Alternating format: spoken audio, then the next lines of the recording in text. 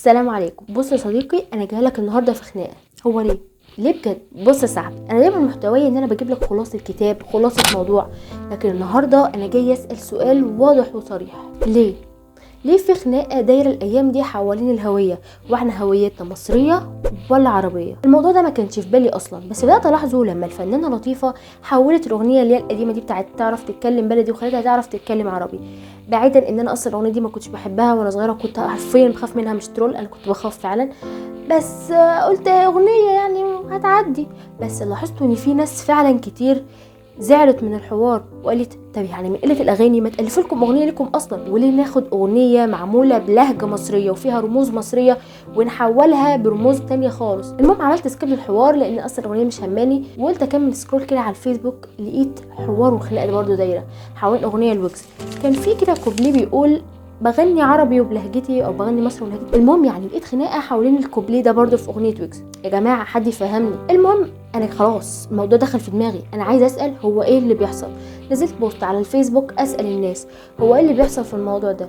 لقيت صوت صرصور الحقل. مش عارفه هم تجاهلوني ولا هم ما عندهمش معلومه، بس انا هفرض حسن النيه واقول ان هم ما عندهمش معلومه، عشان كده قررت ان انا ارد عليهم في فيديو. وهنا اشتغلت فيا روح المفتش كرومبو، وقررت ان انا ابحث وادور اصل الخناقه دي ايه وهما بيخانقوا على ايه. المهم ان انا لقيت الاراء مختلفه حوالين الموضوع ده. رأي مثلا بيقول ان احنا مصريين بالكامل، وان اللغة العربية دي لغة مفروضة علينا وحاجة داخلة علينا، وانها مش لغتنا الاصلية ولينا لغة قديمة. ده رأيهم. ناس تانية بقى شايفة ان الموضوع هدفه سرقة هوية، وان اي حاجة بتمتاز بها مصر يسرقوها وينسبوها لنفسهم. ولا اقول لك اصلا احنا نشكك في اصل الناس اللي عايشين في مصر حاليا وحركات افروسنتريك بقى والكلام اللي احنا عارفينه ده. مجموعه ثالثه بقى قررت تبدع وتقول لا يا عم احنا عرب، احنا ازاي ننسب نفسنا لشويه ناس كانت بتعبد شويه تماثيل، بعيدا ان العرب زمان برضو كانوا بيعبدوا الاصنام، وان اللي هدانا وهداكم هو الاسلام يا عم.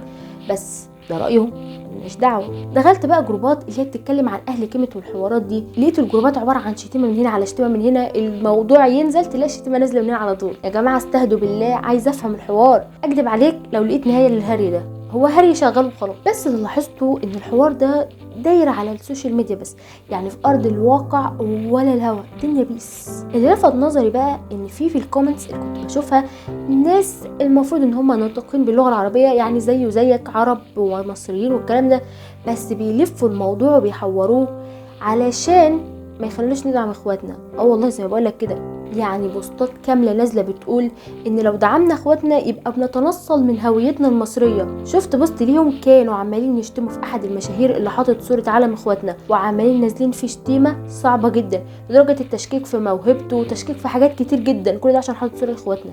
تخيلي. هنا بقى حسيت ان في الحوار، وان هدف الموضوع مش خناقه هويه وحوارات زي كده، وده شك اكاد اجزم ان هو يقين ان في مخططات للي ما يتسموش رمينها كده علشان نتشغل في الحوار ونبطل ندعم اخواتنا. والله اعلم، ده شك مني، يعني حاسه ان الحوار كبر مني، بس هجيب لك الخلاصه وهقول لك رايي الشخصي. انا ما جاتش عليا الناس كلها دايره تقول رايها الشخصي، يعني ما اقول رايي الشخصي فيها حاجه اقول، ما تخليني اقول. بص يا صاحبي، مصر هي اقدم حضاره، وده شيء كلنا متفقين عليه جميعا، حاجه كده مميزه ملهاش زي، لينا هويتنا الخاصه اللي قدرنا ان احنا نفرضها على اي حد حاول ان هو يغير الهويه دي.